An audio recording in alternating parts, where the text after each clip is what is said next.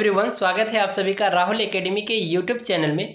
प्यारे बच्चों, आज हम लोग कक्षा 12 की भौतिक विज्ञान में जो चैप्टर नंबर 1 पढ़ रहे थे, जिसका नाम है वैद्युत आवेश तथा क्षेत्र। ठीक है, इस चैप्टर का हमने लगभग सभी टॉपिक कंप्लीट करा दिया है। एक टॉपिक बच गई है जिसका नाम है वैद्युत द्विध्रुव के कारण वैद्युत क्षेत्र की तीव्रता। ठीक है, तो प्यारे बच्चों, मैंने इसका एक पार्ट करा दिया है, यानी कि वैद्युत द्विध्रुव के कारण वैद्युत क्षेत्र की जो तीव्रता हम लोग ज्ञात करते हैं, ये दो स्थितियों में ज्ञात करते हैं। पहली जो स्थिति थी वह है आपकी अक्षीय स्थिति। ठीक है, अक्षीय स्थिति। ठीक है, और दूसरी है आपकी निरक्षीय स्थिति। निरक्षीय स्थिति। ठीक है, तो मैंने एक स्थिति में डेरिवेशन करा दिया है अक्षीय स्थिति का। ठीक है, बच गया था निरक्षीय स्थिति में। तो आज की इस वीडियो में हम लोग निरक्षीय स्थिति में हम लोग वैद्युत क्षेत्र की तीव्रता को ज्ञात करना सीखेंगे, यानी कि सूत्र का निगमन करना सीखेंगे। तो प्यारे बच्चों, वीडियो को शुरू करने से पहले अगर आप अभी तक हमारे यूट्यूब चैनल को सब्सक्राइब नहीं किया है तो चैनल को सब्सक्राइब कर लीजिए। वीडियो अंत तक देखिए। वीडियो पसंद आती है तो वीडियो को लाइक और शेयर जरूर करिएगा। तो चलिए बिना किसी देरी के आज की वीडियो शुरू करते हैं। ठीक है, तो सबसे पहले हम लोग हेडिंग डालेंगे निरक्षीय स्थिति। अक्षीय स्थिति का हमने पढ़ा रखा है। ठीक है, वीडियो का लिंक आपको डिस्क्रिप्शन में दे दूंगा, उसको जरूर देख लेना। ठीक है, काफ़ी ज़्यादा इंपॉर्टेंट है और इन दोनों में से किसी एक स्थिति पर आपको निगमन करने के लिए बोर्ड के एग्जाम में बड़े नंबर में पूछ दिया जाता है। ठीक है, तो मैंने अक्षीय स्थिति का करा दिया है, निरक्षीय स्थिति का आज हम लोग पढ़ेंगे। तो यहाँ पर हेडिंग डालेंगे दूसरी पॉइंट, निरक्षीय स्थिति में। निरक्षीय स्थिति में। ठीक है, निरक्षीय स्थिति में हम लोग पढ़ेंगे। तो निरक्षीय स्थिति में प्यारे बच्चों क्या होता है कि जो हम लोग वैद्युत द्विध्रुव बनाएंगे उसके मध्य बिंदु O के लंबवत स्मॉल r दूरी पर एक बिंदु P लेंगे, जहां पर हम क्या करेंगे, वैद्युत क्षेत्र की तीव्रता को ज्ञात करेंगे। ठीक है, तो सबसे पहले हम लोग चित्र बनाएंगे। ठीक है, क्योंकि चित्र के माध्यम से इस सूत्र का निगमन होगा और चित्र आपको समझना बहुत जरूरी है, क्योंकि जब तक चित्र नहीं समझोगे तब तक निगमन भी नहीं कर पाओगे। ठीक है, तो यहाँ पर देखो वैद्युत द्विध्रुव के कारण निकालना है ना, तो सबसे पहले वैद्युत द्विध्रुव बनाएंगे। और मैंने वैद्युत द्विध्रुव बनाने के लिए बताया था कि ये दो आवेशों से मिलकर के बना होता है। एक होता है निगेटिव आवेश, एक होता है पॉजिटिव आवेश, यानी कि एक धनात्मक आवेश और एक ऋणात्मक। तो ये मान ले रहे हैं कि ये हमारा ऋणात्मक आवेश है और ये धनात्मक आवेश है। इसका मध्य बिंदु वो है जिसके बीच की जो अल्पतम दूरी है वो कितनी है, 2l के बराबर है। ठीक है, और मैंने एक बात और कहा है कि इसके मध्य बिंदु O पर जो है इसके लंबवत एक बिंदु P लेते हैं स्मॉल r दूरी पर। ठीक है, तो स्मॉल r दूरी पर एक बिंदु P ले लिया, जहां पर हमें क्या करना है, वैद्युत क्षेत्र की तीव्रता का निगमन करना है। ठीक है, तो ये समझ में आया। तो अगर मैं कहूँ कि ये हमारा A और ये B है और इसका यहाँ से यहाँ तक की दूरी L मान लीजिए और यहाँ से यहाँ तक की कितनी है, L है, तभी तो जोड़ेंगे ये क्या हो जाएगा, 2l के बराबर हो जाएगा। तो अब हम क्या करेंगे, एक बार इस प्लस क्यू आवेश कारण बिंदु P पर वैद्युत क्षेत्र की तीव्रता निकालेंगे, एक बार माइनस क्यू आवेश कारण बिंदु P पर वैद्युत क्षेत्र की तीव्रता को ज्ञात करेंगे। ठीक है, तो चित्र को बना लीजिए पूरा। तो हम क्या करेंगे, इसको यानी कि AP को मिला दें, बिंदु A और P को क्या करेंगे, मिला दिया। ठीक है, इसी तरह से BP को भी मिला दिया जाए। ठीक है, अब एक चीज देखो, प्लस क्यू आवेश है यहाँ पर, तो प्लस क्यू आवेश कारण वैद्युत क्षेत्र की जो तीव्रता होगी इससे बाहर की ओर होगी, तो ये हो जाएगा हमारा E1 cos थीटा। अगर मान लें कि यहाँ पर बना कोण कितना हो, थीटा हो, और यहाँ पर भी बना कोण थीटा हो तो। ठीक है, और ये माइनस क्यू आवेश है, तो माइनस क्यू आवेश कारण वैद्युत क्षेत्र की तीव्रता इसी की तरफ होती है, तो ये हो जाएगा हमारा E2 cos थीटा। ठीक है, तो अब यहीं पर हम क्या करेंगे, इनका परिणामी तीव्रता निकालेंगे। तो यहाँ पर हो जाएगा, इसको कुछ इस तरह से निकाला जाएगा। तो परिणामी तीव्रता ये हमारा हो जाएगा E, इसको इस तरह से मिला दिया जाए, तो यहाँ पर भी बना कोण थीटा हो जाएगा, यहाँ पर भी बना कोण थीटा हो जाएगा। तो ये जो E होगा ना, ये इसके बराबर होगा, E बराबर E1 cos theta plus E2 cos theta के बराबर होगा कौन, E, यानी कि परिणामी वैद्युत क्षेत्र की तीव्रता जो E है इन सभी के योगफल के बराबर होगा। ठीक है, तो आइए हम एक बार निकालेंगे इस प्लस क्यू आवेश कारण बिंदु P पर वैद्युत क्षेत्र की तीव्रता। ठीक है, तो देखो जब प्लस क्यू आवेश और माइनस क्यू आवेश कारण वैद्युत क्षेत्र की तीव्रता निकालेंगे तो इसके यानी कि BP और AP के बीच की दूरी चाहिए। तो ये देख रहे हो कि हमारा एक समकोण त्रिभुज है, जितनी दूरी यहाँ से यहाँ तक की है यानी कि AP के उतना ही BP की है, और जितना AO की दूरी है उतना ही OB की दूरी है। ठीक है, बराबर बराबर है, तो जो ये मान होगा वही ये होगा। तो यहाँ पर देख रहे हो कि 90 अंश का कोण बन रहा है, यहाँ पर भी 90 अंश का, तो इसका मतलब ये समकोण त्रिभुज है। तो जो ये कर्ण का मान होगा वो इस भी कर्ण का मान होगा। तो कर्ण का मान ज्ञात करने के लिए प्यारे बच्चों इसका फार्मूला होता है हमारा पाइथागोरस प्रमेय लगा देंगे, तो ये हो जाएगा कर्ण का वर्ग बराबर लंब का वर्ग प्लस आधार का वर्ग। ठीक है, तो हम लिख देंगे यहाँ पर ये इसका जो मान आएगा डायरेक्ट मैं यहाँ पर लिख दे रहा हूँ, ये हो जाएगा R का स्क्वायर प्लस L का स्क्वायर। यहाँ पर भी इसका मान कितना होगा, वही होगा R का स्क्वायर प्लस L का स्क्वायर, ये हो जाएगा। ठीक है, तो अब हम लिखेंगे यहाँ पर प्लस क्यू आवेश कारण बिंदु P पर वैद्युत क्षेत्र की तीव्रता। ठीक है, तो लिखेंगे प्लस क्यू आवेश के कारण बिंदु P पर वैद्युत क्षेत्र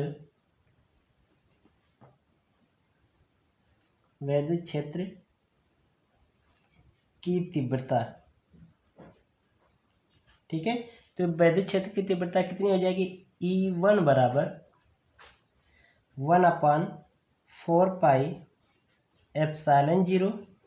ठीक है, 1/4 पाई एप्सिलॉन 0 इंटू क्यू अपान R स्क्वायर होता है। तो R स्क्वायर का मतलब कि इनके बीच की दूरी कितनी है, कड़ी में R का स्क्वायर प्लस L का स्क्वायर और पूरे का होल स्क्वायर, ये हो जाएगा समीकरण नंबर 1। ठीक है, इतना समझ में आया, या फिर इसी का वर्क कर दो। ठीक है, इसका वर्क कर दो, पहले थोड़ा सा और आगे कर दिया जाए। ये हो जाएगा E1 बराबर, ये हो जाएगा 1/4 पाई एप्सिलॉन 0, ये हो जाएगा क्यू कोष्टक में R square plus L square, क्योंकि जब स्क्वायर कर देंगे तो करड़ी हट जाएगी यहाँ से, तो ये हो जाएगा आपका समीकरण नंबर 1। ठीक है, ये चीज़ हो जाएगा। अब हम क्या करेंगे, इस माइनस क्यू आवेश कारण बिंदु P पर वैद्युत क्षेत्र की तीव्रता ज्ञात कर लें। ठीक है, तो ये हो जाएगा आपका, यहाँ पर लिखेंगे माइनस क्यू आवेश के कारण बिंदु P पर वैद्युत क्षेत्र की तीव्रता, वैद्युत क्षेत्र की तीव्रता। ठीक है, तो यहाँ पर निकालेंगे E2 का मान, तो ये हो जाएगा E2 बराबर, यहाँ पर देखो माइनस क्यू आवेश कारण बिंदु P पर निकाल रहे हैं, तो यहाँ पर हो जाएगा 1/, यहाँ पर लिखेंगे 1/4 पाई एप्सिलॉन 0। माइनस क्यू आवेश कारण निकाल रहे हैं तो यहाँ पर माइनस क्यू लिखेंगे, लेकिन चिन्ह भले ही माइनस क्यू का लिख रहे हैं, जब हम परिणामी तीव्रता लिखेंगे तो इसका माइनस चिन्ह छोड़ देंगे। क्यों, क्योंकि ये केवल इसकी प्रकृति को दर्शा रहा है माइनस आवेश। ठीक है, यानी कि ये जो माइनस है इस आवेश की प्रकृति को दर्शा रहा है। ठीक है, तो इसलिए हम क्या करेंगे, यहाँ पर माइनस चिन्ह हटा के लिखेंगे। ठीक है, तो ये हो जाएगा, इनके बीच की दूरी आप देख रहे हो कड़ी में R square plus L square, तो ये हो जाएगा कड़ी में R square plus L square पूरे का होल स्क्वायर। ठीक है, तो जब स्क्वायर कर देंगे तो ये आपका कड़ी हट जाएगी इसकी भी, तो ये हो जाएगा E2 बराबर 1/4 पाई एप्सिलॉन 0।